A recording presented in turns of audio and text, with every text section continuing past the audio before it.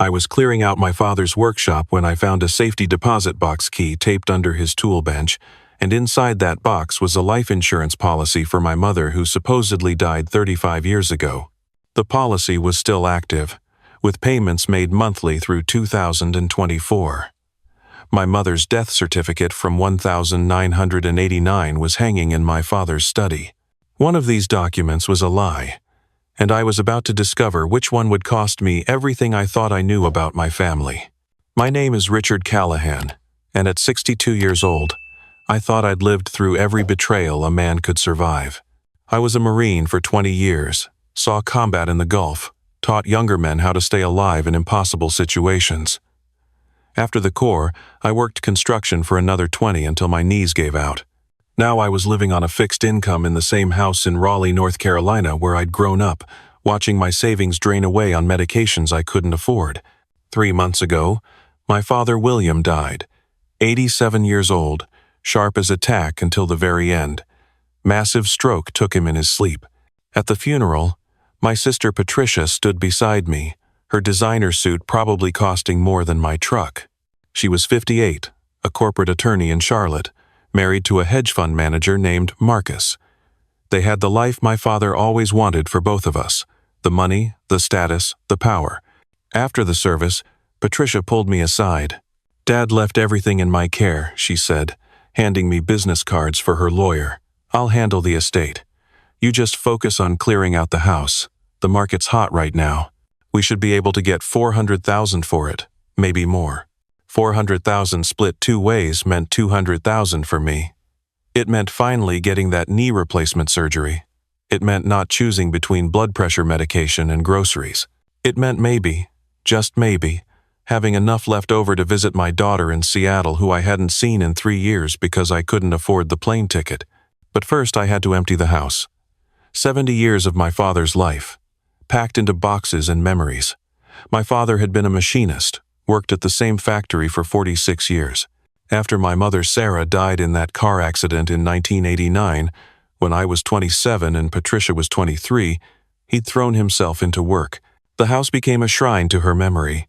Photos on every wall, her clothes still hanging in the closet, her reading glasses on the nightstand where she'd left them the morning of the accident. I started with his workshop in the basement, the place where he'd taught me to use a lathe, where we'd built birdhouses and fixed lawnmowers and talked about life while our hands stayed busy. Everything was organized with military precision, tools on pegboards, parts in labeled drawers, a workbench clean enough to eat off. That's where I found it. I was removing the tool bench to check for water damage when I felt something taped to the underside. A small brass key on a piece of tape gone yellow with age. No label, no explanation. Just a key that didn't match any lock in the house. The next day, I went through my father's papers, looking for what the key might open. That's when I found the bank statement. First National in downtown Raleigh, a safety deposit box fee charged every year since 1989. 35 years of annual fees, paid religiously. The bank manager, a young woman who couldn't have been more than 30, looked at my father's death certificate and my identification. "I'm sorry for your loss, Mr. Callahan. Let me get that box for you." The box was small, the kind that holds important documents rather than valuables. Inside were 3 things. A life insurance policy from Metropolitan Life, issued in 1985, with my mother Sarah Callahan listed as the insured. The beneficiary was William Callahan, my father. The policy was for $500,000. And according to the payment history stapled to it, premiums had been paid every single month through March 2024, the month my father died. My hands shook as I read it. My mother died in 1989. There had been a funeral. I'd carried her casket. I had the death certificate. But you don't keep paying life insurance premiums on a dead person for 35 years. It was fraud, or it was something else. The second document was a private investigator's report, dated 1992. The investigator's name was Thomas Chen, and he'd been hired by my father to find Sarah Callahan. The report was 3 pages long. Subject located in Vancouver, British Columbia, living under the name Sarah Brennan. Married to Dr. James Brennan, physician. One child, daughter, age 2. Subject has been made aware of surveillance, but has not attempted contact with former family. Subject requested through attorney that all attempts at contact cease. Payment received for closure of case. The third item was a letter in my father's handwriting, sealed in an envelope marked, "For Richard and Patricia." I didn't open it. Not yet. I couldn't. Because if what the investigator's report suggested was true, then my mother hadn't died in a car accident in 1989. She'd left us. She'd abandoned her family, faked her death, and built a new life in Canada with a new husband and a new daughter. And my father had known since 1992. I sat in that bank vault for 20 minutes, trying to breathe, trying to think. The young manager finally knocked gently. "Sir, are you all right? Do you need anything?" "I need to talk to my sister," I said. Patricia lived in a gated community outside Charlotte, the kind of place with a guardhouse and streets named after golf courses. Her house was modern, all glass and angles, sitting on 3 acres that probably cost more than everything I'd ever owned combined. Her husband Marcus opened the door, surprised to see me. We weren't close. Family gatherings were rare and awkward. "Richard," he said, looking past me like he expected someone else. "Patricia didn't mention you were coming. I didn't call ahead. I need to talk to her, now." She was in her home office, a room twice the size of my bedroom, with windows overlooking a pool I'd never seen her use. She looked up from her laptop, annoyed. "This isn't a good time, Richard. I'm in the middle of estate paperwork. What's so important it couldn't wait for a phone call?" I put the life insurance policy on her desk. She looked at it, and I watched her face. I spent 20 years in the Marines learning to read people, to spot the micro-expressions that signal deception. Patricia's face went carefully blank, which told me everything. "Where did you get this?" she asked, her voice level. "Dad's safety deposit box, along with a private investigator's report from 1992.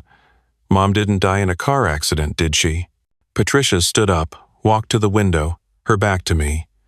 After a long moment, she said, "You weren't supposed to find that." Those 4 words hit me harder than any punch I'd ever taken. "You knew." Dad told me.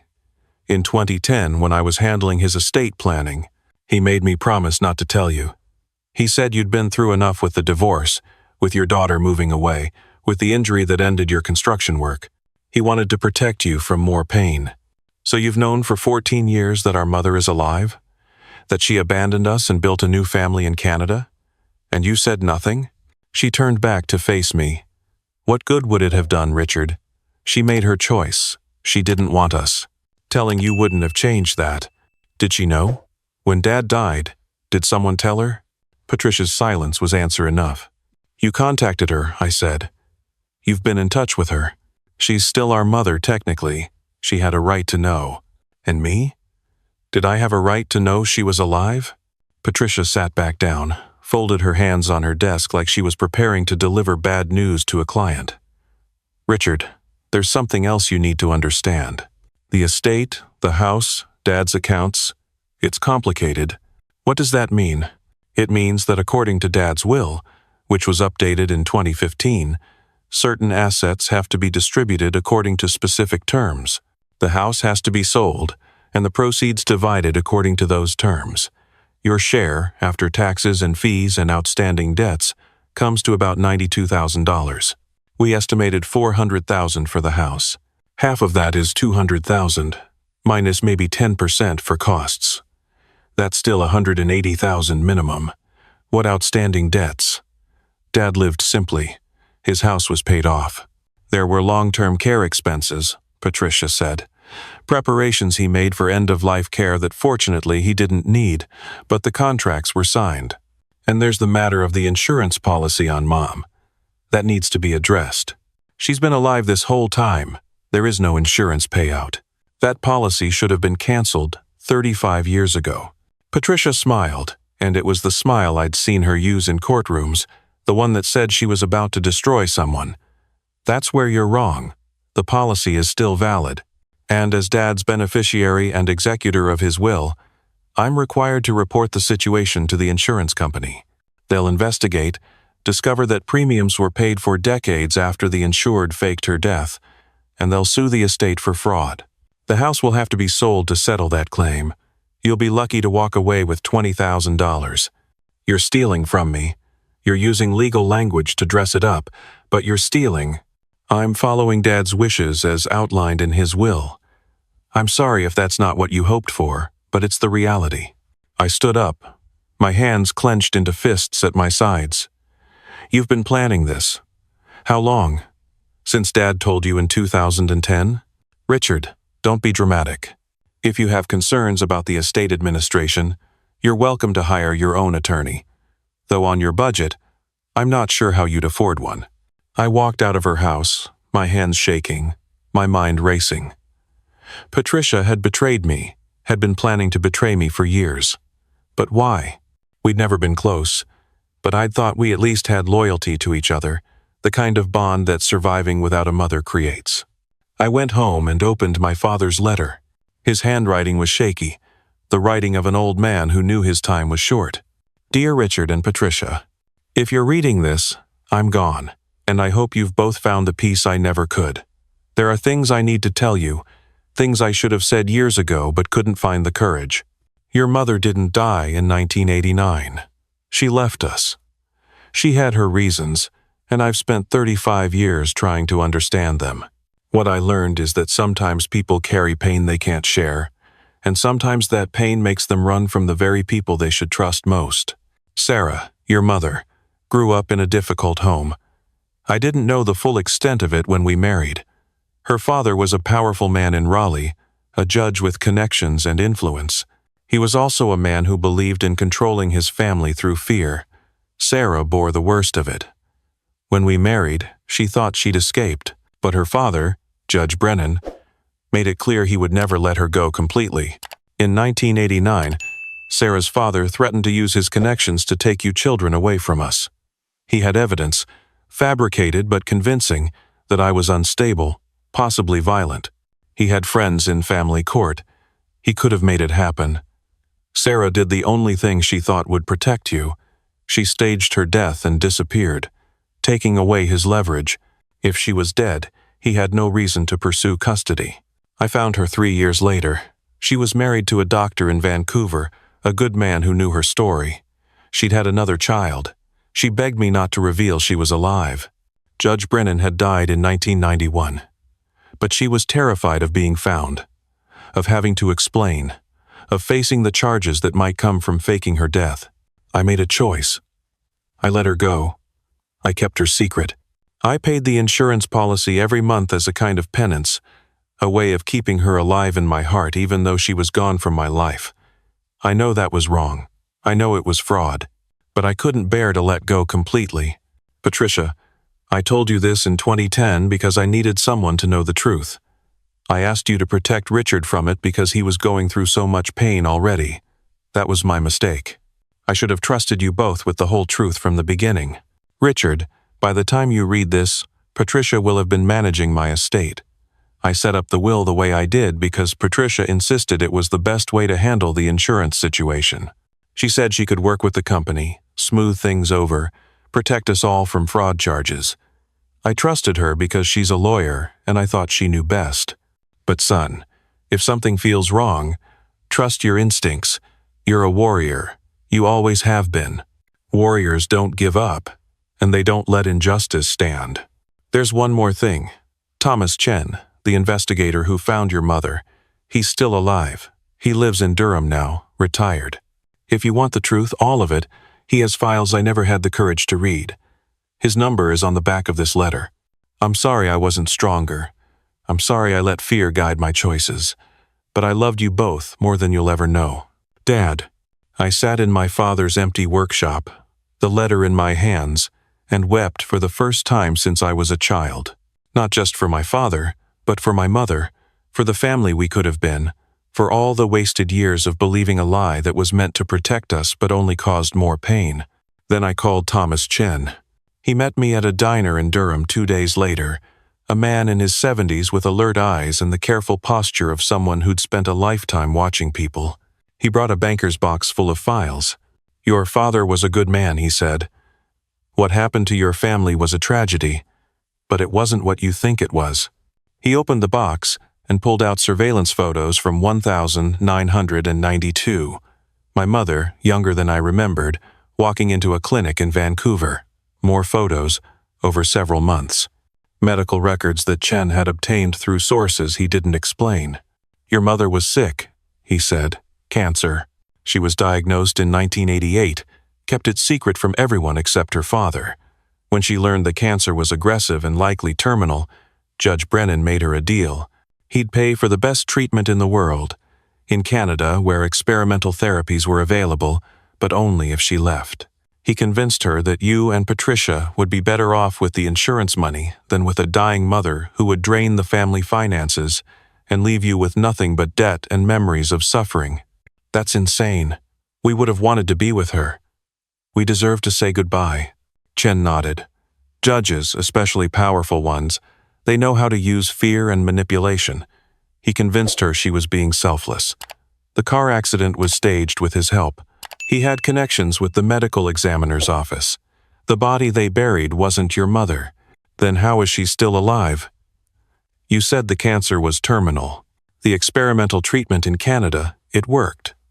By 1991, she was in remission. But by then Judge Brennan had died, and she'd built a new life. She had a husband who thought she was a widow, a daughter who knew nothing about her past. Your father found her, and she begged him not to disrupt that life.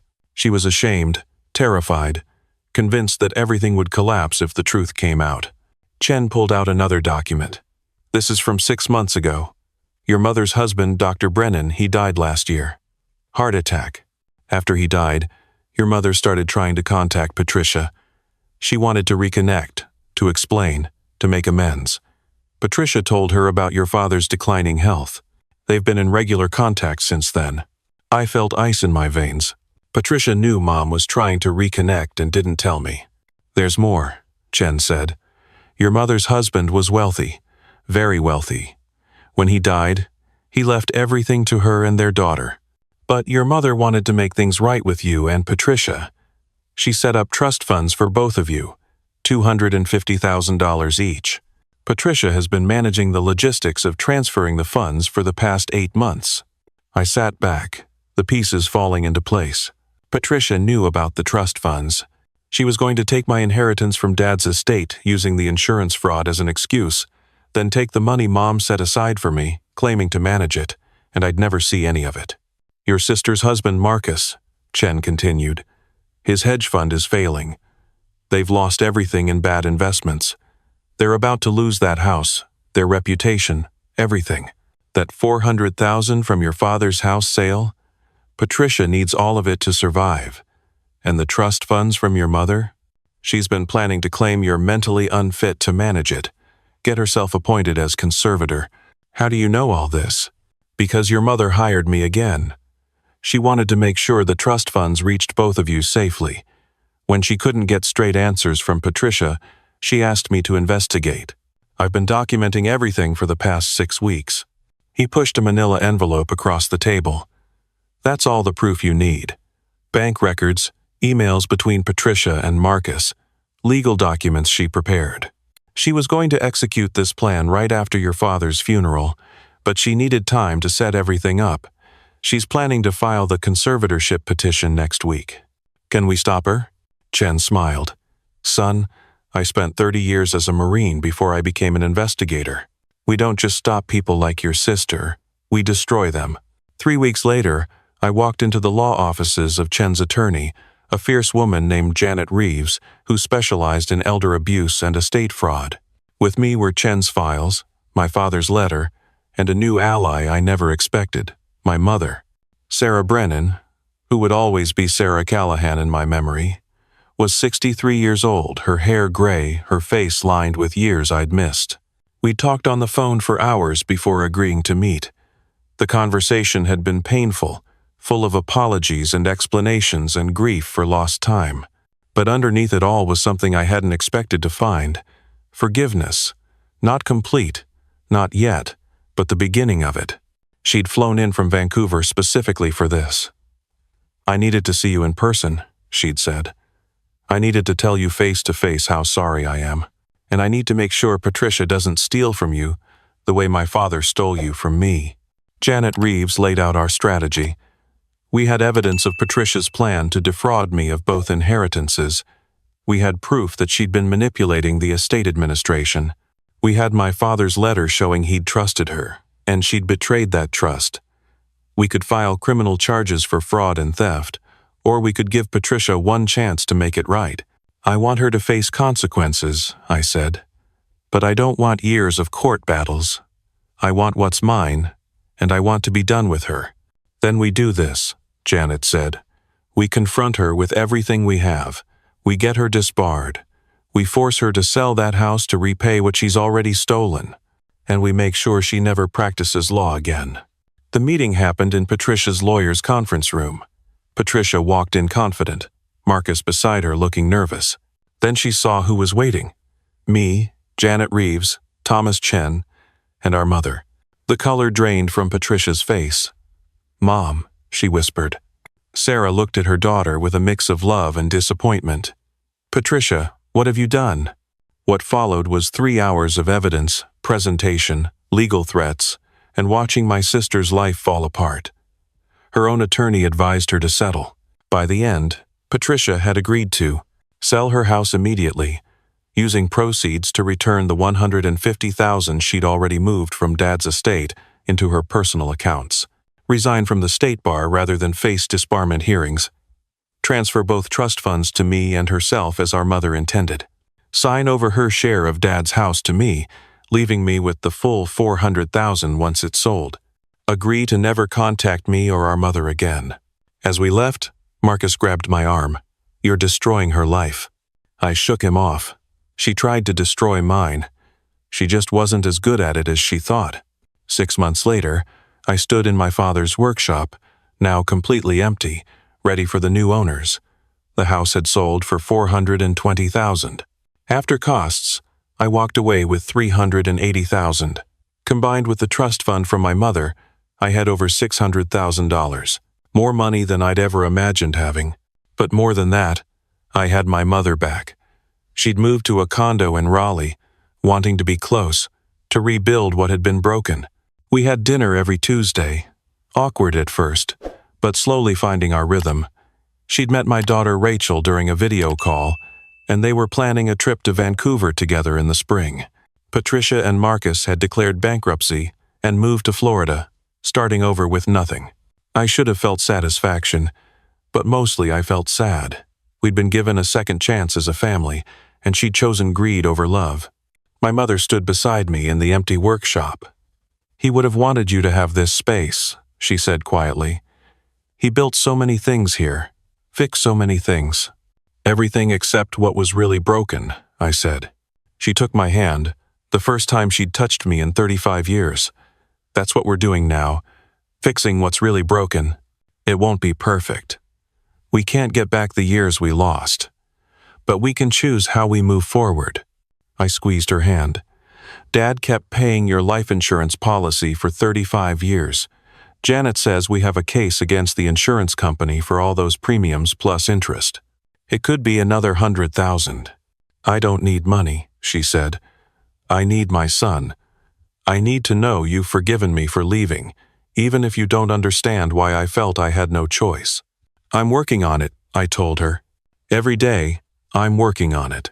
She pulled me into a hug, and for the first time in 35 years, I let myself be held by my mother. She smelled different than I remembered, but her embrace was the same. "Your father's letter," she said. "He called you a warrior. He was right. Warriors don't just fight battles. They protect what matters. They rebuild what's broken. They know when to fight and when to forgive." I thought about Patricia, about the sister I'd lost not to death but to greed. I thought about my daughter Rachel, who I'd see in 2 weeks thanks to a plane ticket I could finally afford. I thought about my father, who'd carried the weight of Mom's secret for 25 years because he loved us too much to burden us with the truth. "Warriors also know when to let go," I said, "when to stop fighting and start healing." Mom pulled back, looked up at me with tears in her eyes. "Your father would be so proud of you." "I hope so." Because everything I am, everything I know about loyalty and honor and fighting for what's right, I learned from him. Even the parts he got wrong, they taught me something. We walked out of the house together, my mother and I, stepping into a future neither of us had planned but both of us were willing to fight for. Behind us, the empty workshop held the ghost of a man who'd taught me that some battles you win with fists and some you win with forgiveness, but the most important ones you win by refusing to give up on the people you love. That's the story I tell now. When people ask why a 62-year-old Marine spends his Tuesday nights having dinner with his mother who supposedly died when he was 27, I tell them about love and loss and betrayal and redemption. I tell them about a father who made mistakes but never stopped trying to protect his children. I tell them about a sister who chose money over family and lost everything that mattered. I tell them about a mother who came back from the dead and taught her son that it's never too late for the truth to set you free. And if this story touches something in you, if it reminds you that family is complicated but worth fighting for, if it shows you that sometimes the people who betray you reveal who you really need in your life, then share it. Tell someone. Because we all need reminders that justice exists, that truth matters, and that warriors come in all forms, fighting battles that don't always involve weapons but always involve choosing what's right over what's easy. Thank you for listening. Until next time, remember that your story isn't over until you decide it is, and sometimes the best revenge is simply refusing to let the people who wronged you steal your peace.